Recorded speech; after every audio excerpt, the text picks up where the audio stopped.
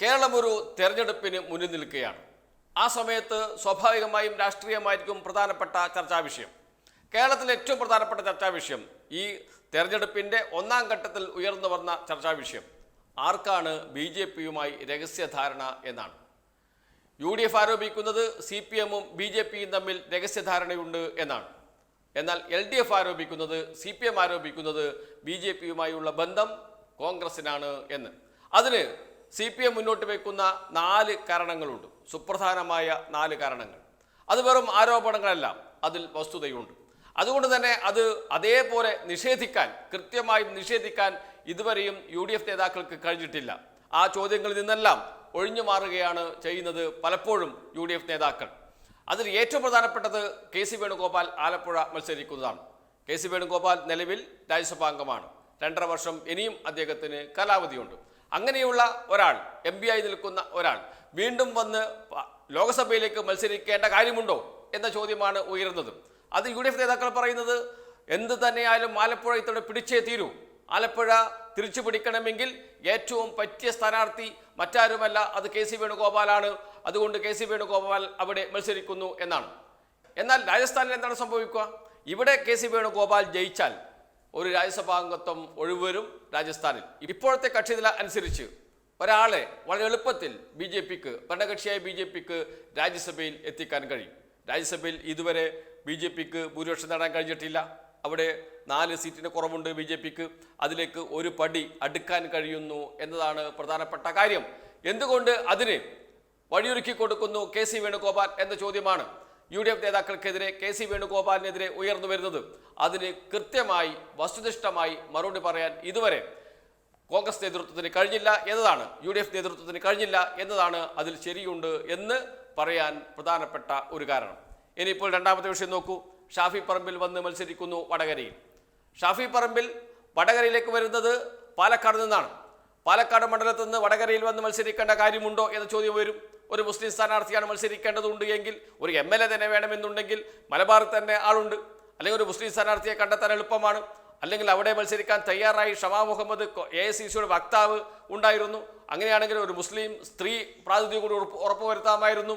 അതൊന്നും പരിഗണിക്കാതെ ഷാഫി പറമ്പലിനെ പാലക്കാട് നിന്ന് വടകര എത്തിച്ചതിന് പിറകിൽ മറ്റൊരു കളിയുണ്ട്. അത് മറ്റൊന്നുമല്ല, പാലക്കാട് നിയമസഭാ മണ്ഡലത്തിൽ 2ാം സ്ഥാനത്ത് BJPയാണ്. എങ്ങാനും വടകരയിൽ ഷാഫി പറമ്പിൽ വിജയിച്ചാൽ ഒരു ബൈലക്ഷൻ വരും പാലക്കാട്. ഒരു സാധ്യത BJPക്ക് തുറന്നിട്ട് കൊടുക്കുകയാണ്. കേരള അസംബ്ലിയിൽ അക്കൗണ്ട് തുറക്കാൻ ഒരു സാധ്യത തുറന്നിട്ട് കൊടുക്കുകയാണ്. നേമത്തിൽ നിന്ന് നേരത്തെ BJPക്ക് അംഗത്വം ഉണ്ടായിരുന്നു അസംബ്ലിയിൽ. അത് പൂട്ടിച്ചത് CPM ആണ്. പിണറായി വിജയൻ പരസ്യമായി പറഞ്ഞു 2021 ഞങ്ങൾ ആ അക്കൗണ്ട് പൂട്ടിക്കുമെന്ന്. അങ്ങനെ ആ അക്കൗണ്ട് പൂട്ടിക്കാൻ അന്ന് CPMന് കഴിഞ്ഞു. V ശിവൻകുട്ടിയാണ് ആ അക്കൗണ്ട് പൂട്ടിച്ചത്. ആ അക്കൗണ്ട് തുറക്കാൻ, പാലക്കാടിലൂടെ ആ അക്കൗണ്ട് തുറക്കാൻ വീണ്ടും വഴിയൊരുക്കി കൊടുക്കുന്നു UDF, കോൺഗ്രസ് എന്ന വിമർശനമാണ് കോൺഗ്രസിനെതിരെ ഉയർന്നു വരുന്നത്. അതിന് ഫലപ്രദമായി കൃത്യമായി മറുപടി കൊടുക്കാൻ ഇതുവരെയും UDF നേതാക്കൾക്ക് കഴിഞ്ഞിട്ടില്ല, കോൺഗ്രസിന് കഴിഞ്ഞിട്ടില്ല. അതുകൊണ്ട് ആ ആരോപണം തള്ളിക്കളയാൻ കഴിയില്ല. ഇനി നമുക്ക് മൂന്നാമത്തെ വിഷയം. തൃശ്ശൂരിൽ മത്സരിക്കുന്നത് K മുരളീധരൻ. വടകരയിൽ നിന്നാണ് K മുരളീധരൻ തൃശ്ശൂരിലേക്ക് പോകുന്നത്. തൃശ്ശൂരിൽ സിറ്റിംഗ് MP ഉണ്ട് TN പ്രതാപൻ. TN പ്രതാപനെ മാറ്റിയാണ് ആ സീറ്റ് നൽകിയിരിക്കുന്നത് K മുരളീധരൻ. എന്താണ് പറയുന്നത്? പത്മജ വേണുഗോപാൽ BJPയിലേക്ക് പോയതുകൊണ്ട് തൃശ്ശൂരിൽ ആ സ്വാധീനമുണ്ടാകാം. അത് TN പ്രതാപന് തിരിച്ചടിയാകാം. അതിനെ എതിരിടാൻ, അതിനെ മറികടക്കാൻ അവിടെ K മുരളീധരൻ വേണം എന്നാണ് UDF നേതാക്കൾ പറയുന്നത്. പത്മജ വേണുഗോപാൽ അവിടെ ഒരു സ്വാധീനവും ഉണ്ടാക്കില്ല എന്ന് പത്മജ വേണുഗോപാലിനെ അറിയുന്ന എല്ലാവർക്കും അറിയാം. പത്മജ വേണുഗോപാൽ BJPയിൽ പോയതുകൊണ്ട് കോൺഗ്രസിന് ഒരു പോറലും ഏൽക്കില്ല എന്ന് എല്ലാവർക്കും അറിയാം. പത്മജ വേണുഗോപാൽ നാളെ BJPയിലും ഒന്നുമല്ലാതാകുമെന്നും എല്ലാവർക്കും അറിയാം. പക്ഷേ അവിടെ TN പ്രതാപൻ മത്സരിച്ചു കഴിഞ്ഞാൽ മത്സരം ആര് തമ്മിലാകും? TN പ്രതാപനും സുനിൽകുമാറും തമ്മിലാകും. എന്ന് വെച്ചാൽ LDFും UDFും തമ്മിലാകും. സുരേഷ് ഗോപി അപ്രസക്തനാകും. ആ ഒരു ഇടത്തേക്കാണ് TN പ്രതാപനെ മാറ്റി കൊണ്ടുവരുന്നത് K മുരളീധരനെ ഇറക്കുമതി സ്ഥാനാർത്ഥിയായി. അങ്ങനെ വരുമ്പോൾ സ്വാഭാവികമായും മത്സരം ആര് തമ്മിലാകും? സുരേഷ് ഗോപിയും സുനിൽകുമാറും തമ്മിലാകും. BJPയും LDFും തമ്മിലാകും. വിജയ സാധ്യത ഒന്നുകൂടി സുരേഷ് ഗോപിക്ക് നൽകുകയാണ് UDF ചെയ്യുന്നത്. ജയിക്കില്ല എന്ന കാര്യം സംശയമേ ഇല്ല. എന്നാൽ സുരേഷ് ഗോപിക്ക് ഒരു വാതിൽ തുറന്നിട്ട് കൊടുക്കുകയാണ്, മത്സരിച്ച് ജയിച്ചുകൊള്ളൂ എന്ന് പറഞ്ഞുകൊണ്ട്. എന്തിനു കൊടുക്കുന്നു എന്ന ചോദ്യം സ്വാഭാവികമായി വരില്ലേ? ആ ചോദ്യത്തിന് ഇതുവരെയും മറുപടി പറയാൻ, കൃത്യമായി മറുപടി പറയാൻ UDF നേതാക്കൾക്ക്, കോൺഗ്രസ് നേതാക്കൾക്ക് കഴിഞ്ഞോ? ഈ ചോദ്യം ആര് തമ്മിൽ ധാരണയുണ്ട് എന്നതാണ് തെളിയിക്കുന്നത്. കോൺഗ്രസും BJPയും തമ്മിൽ എന്തോ ചില രഹസ്യ ധാരണയുണ്ട് എന്നാണ്. ഇനിയിപ്പോൾ മറ്റൊരു കാര്യം നോക്കൂ. വയനാട്ടിൽ കെ സുരേന്ദ്രൻ മത്സരിക്കുന്നു. കെ സുരേന്ദ്രൻ മത്സരിക്കുമ്പോൾ സ്വാഭാവികമായും വയനാട് മണ്ഡലത്തിലെ ന്യൂനപക്ഷ വോട്ടുകൾ കെ സുരേന്ദ്രന് എതിരെ തിരിയും. എങ്ങനെയെങ്കിലും രാഹുൽ ഗാന്ധിയെ വിജയിപ്പിക്കുമെന്ന വാശി അവർക്ക് കൂടും.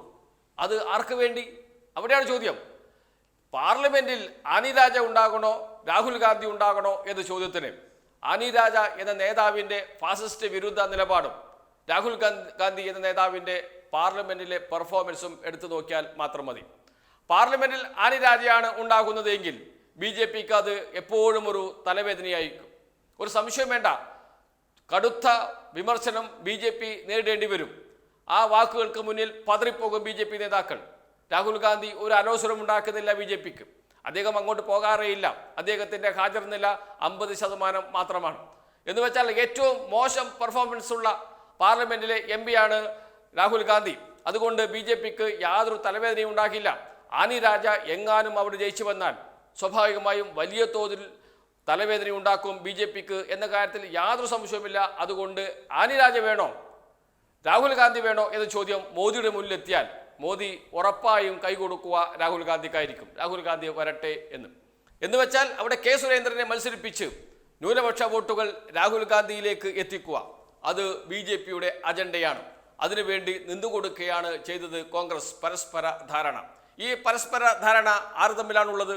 BJPയും കോൺഗ്രസും തമ്മിലാണ് എന്നതിന് ഇതിനപ്പുറം തെളിവ് വേറെ ആവശ്യമുണ്ടോ? കാരണം ഇത് ഇലക്ഷനാണ്. എന്തൊക്കെയോ നടക്കുന്നുണ്ട്. ഇത് തെരഞ്ഞെടുപ്പാണ്, രാഷ്ട്രീയമാണ്. ഈ രാഷ്ട്രീയത്തിൻ്റെ ഇടനാഴിയിൽ ചില നീക്കുപോക്കുകൾ നടക്കുന്നുണ്ട്. അത് BJPയും കോൺഗ്രസും തമ്മിലാണ്. അത് കേരളത്തിൽ മാത്രമല്ല ദേശീയ തലത്തിൽ തന്നെയുണ്ട് എന്ന കാര്യത്തിൽ സംശയമില്ല. കാരണം DLF BJPക്ക് കൊടുത്ത ഇലക്ട്രൽ ബോണ്ടുകളുടെ കണക്ക് മാത്രം നോക്കിയാൽ മതി. ഈ വിഷയം പ്രതിപക്ഷ നേതാവിന് ചോദിക്കുമ്പോൾ, ഇലക്ട്രൽ ബോണ്ട് വിഷയം പ്രതിപക്ഷ നേതാവിന് ചോദിക്കുമ്പോൾ പ്രതിപക്ഷ നേതാവ് മുഖം കൊടുക്കാതെ ഒളിച്ചോടുന്നതിൻ്റെ കാരണമെന്ത്? അതിന് പിറകിലും ഈ ഒളിച്ചുകളിയുണ്ട്. ആ ഒളിച്ചുകളി വെളിച്ചത്താകുമോ എന്ന ഭയമാണ്. ഏതായാലും ഒരു കാര്യം ഉറപ്പ്, പ്രിയങ്ക ഗാന്ധി ഇപ്പോൾ, അല്ലെങ്കിൽ പ്രിയങ്ക ഗാന്ധിയുടെ ഭർത്താവ് ഇപ്പോൾ സുരക്ഷിതനായി നടക്കുന്നത് ഇലക്ട്രൽ ബോണ്ടിൻ്റെ ബലത്തിലാണ് എന്ന കാര്യത്തിൽ യാതൊരു സംശയവുമില്ല. അതുതന്നെയാണ് ഇവർ തമ്മിൽ രഹസ്യ ബന്ധമുണ്ട് എന്നതിൻ്റെ മറ്റൊരു തെളിവും. അത് ദില്ലിയിൽ മാത്രമല്ല കേരളത്തിലേക്കും വരുന്നു എന്നതാണ്. KC വേണുഗോപാലിലൂടെ അത് കേരളത്തിലും നടപ്പാക്കുന്നു എന്നതാണ് ഏറ്റവും പ്രധാനപ്പെട്ട വിഷയം. ആരൊക്കെയാണ് BJPക്ക് കൈകൊടുത്ത കോൺഗ്രസ് നേതാക്കൾ എന്ന് മാത്രമേ അറിയാനുള്ളൂ. വരും ദിവസങ്ങളിൽ അത് അറിയാൻ കഴിയും.